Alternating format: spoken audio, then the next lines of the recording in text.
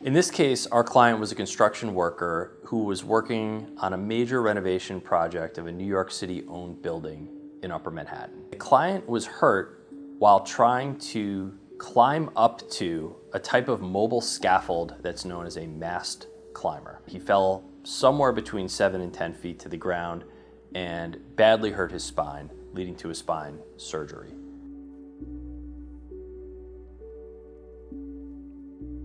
My name is David Scher. I'm a partner at Block, O'Toole & Murphy. A mast climber is a really useful piece of equipment when you're working on the exterior of a multi-story building. It has a scaffold platform that can move up and down to whatever floor the work is required. And it moves up and down mechanically by sliding up and down a mast. And that's why it's known as a mast climber. This accident happened when our client was trying to climb from the ground up onto the scaffold platform of the mast climber. As he was climbing up the actual mast, he fell.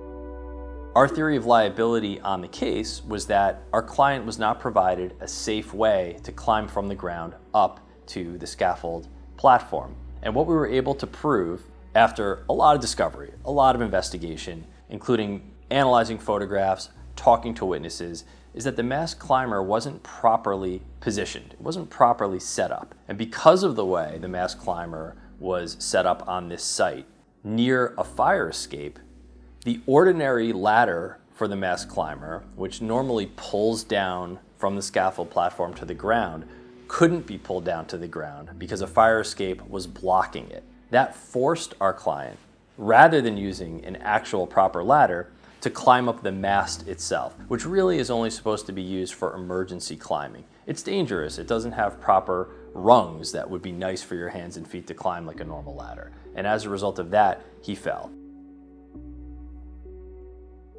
We argued that that was a violation of the labor law, specifically the scaffold law, or labor law section 240 in New York, which requires owners and general contractors to provide the right type of equipment and safeguards to prevent workers from falling. We settled this case for our client for $2.85 million.